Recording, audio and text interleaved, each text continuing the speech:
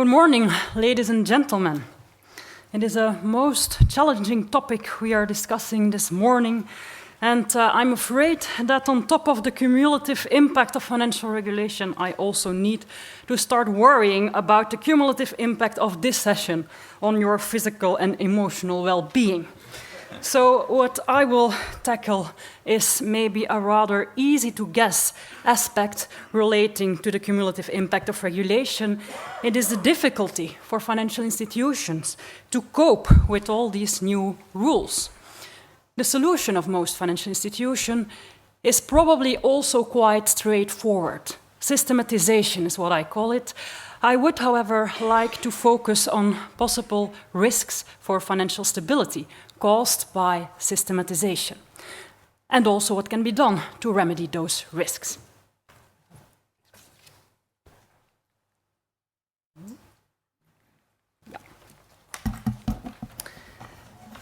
Let me first briefly consider the basic pillars on which, from a legal perspective, a well-functioning financial system rests. Let me quote from the famous de la Rosière report: "Regulation and supervision are interdependent.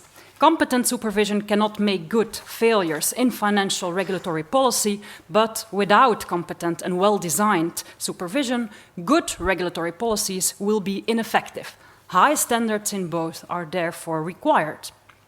Today we are, however, faced with such an unprecedented regulatory outpouring, is what I read in a scholarly article, that the question should be raised whether financial institutions can still know the rules, let alone ensure compliance. And especially for small financial institutions with very small legal departments, there is a risk that they are regulated out of the market. Is there a solution? I think that a closer look at the focus of financial supervision, or what I think the focus should be, gives an indication.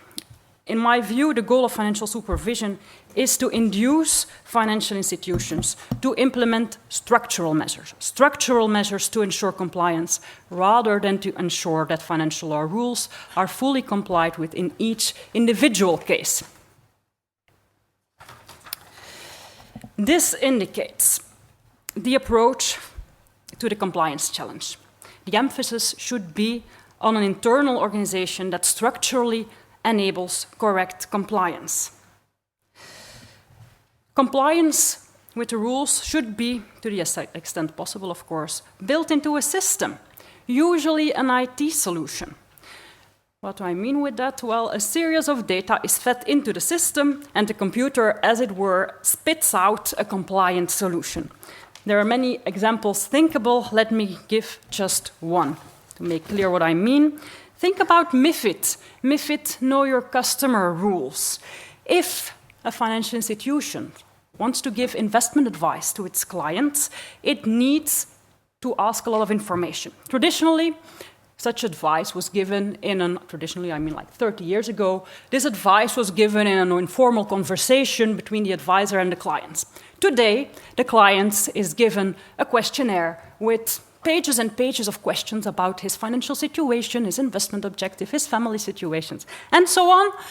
The answers to these questions are processed automatically by a computer system, and the investor is categorized in some predetermined investment profile.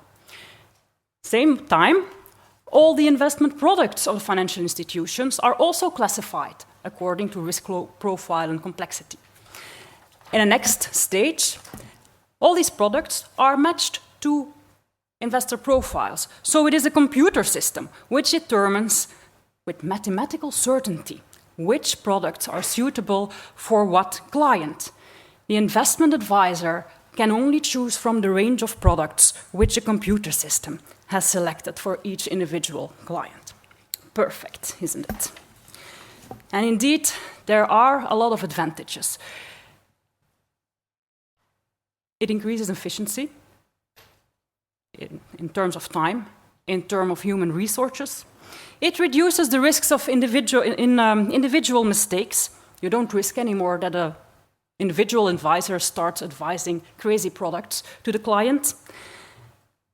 And that also has as a benefit for the financial institution less liability risk, less risk of administrative sanctions, and so the consumer is better protected, and we have more stable markets. But that is obviously only in as far as the system works correctly, because indeed there are some risks to this process of systematization. I have identified 3 of them. The first is obviously if there are errors in such systems. Those errors have much farther-reaching consequences than non-compliance with the rules by a single bank employee in one individual case. Can anything be done about that? Well, the only solution is obviously that we should try to avoid errors in a system to a maximum extent. There are, of course, the internal control functions, whose main task is to reduce risks in all areas of a financial institution. I have also looked into a very broad range of financial regulations and found little aspects of how these errors can be reduced. And I think if you put them together, you get a good framework which can help in reducing errors in systems. The first is that those systems should obviously be built in close cooperation between specialized legal advisors, economists, and IT specialists. Next, intra-system consistency checks should be built into the systems. ESMA has already explicitly required this for the implementation of the MiFID suitability test. In the information gathering process, financial institutions should check within their system whether answers to 2 different questions are indeed compatible with each other. The system should obviously also be tested periodically, should be updated every time there's a change to the rule or a change to a product.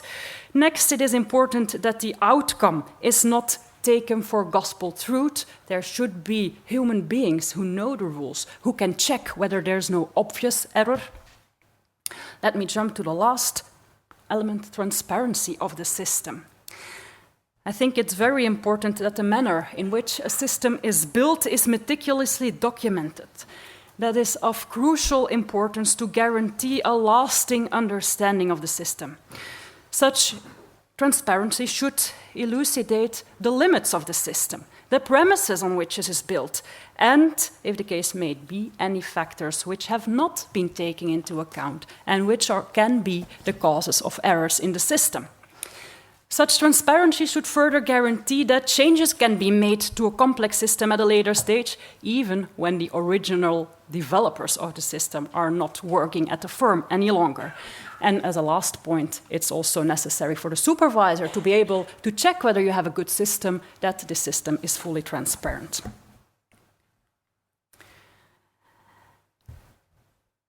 One could assume that small financial institutions would benefit from systematization, as it would enable them to comply with financial regulation with a much more limited number of employees.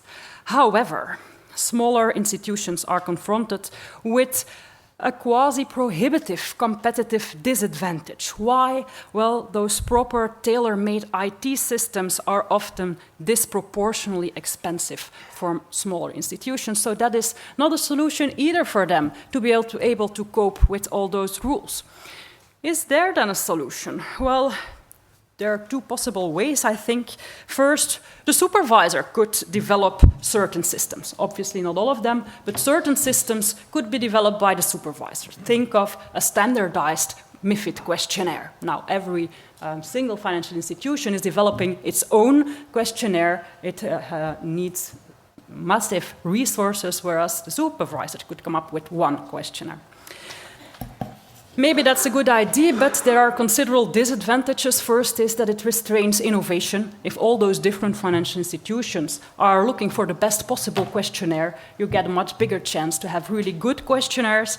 Second is systemic risk. If the system imposed by the supervisor has an error in it, the problem is not only for one financial institution, but it affects the whole financial market. So that is, I think, not the best solution.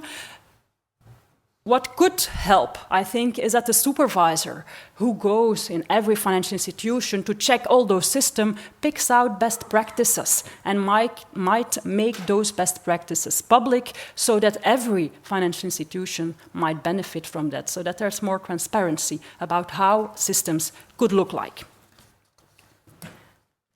Let me come to the last challenge, and that is dehumanization.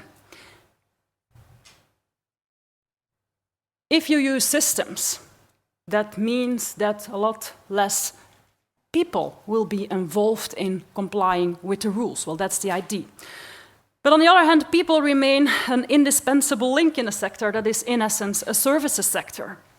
So one of the challenges of systematizations is that employees who have to work with an automated system can lose motivation or commitment. Think of the investment advisor who might feel that his input in the investment advice process is so limited that he doesn't care much anymore. So that is what should be avoided. How should this be done? Well, obviously by investing in people, making sure that they are aware of the importance of their role. Their role could be the human check of the outcome of the system. They should be the ones who should detect problems. They should therefore be very well educated. And we've heard it at the beginning of the session this morning. There should be a good, correct corporate culture, which is, and that's also the title of a contribution I once read, which tries to ensure good compliance, not mere compliance. Make sure that people understand what are the underlying goals of financial regulation, so that they don't just tick boxes, but they try to really make sure that their clients, for example, are treated fairly. Let me come to my conclusion.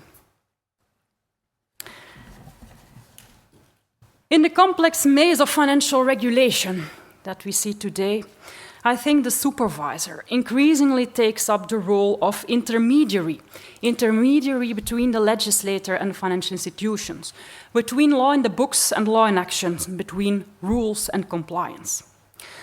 I think that financial supervision should indeed continue to evolve towards a cooperative model, in which the supervisor refines the laws by recasting them into more concrete rules, but also guides financial institutions in their search for correct compliance, and only requires adjustment to their compliance systems if that is necessary. Administrative sanctions should merely serve as the supervisor's ultimum remedium when failure to comply proves the result of gross negligence or mala fide practices. This cooperative model of supervision also goes the other way around. Financial institutions could deliver essential input for the development of new rules, guidelines, and best practices regarding compliance. Thank you very much for your attention.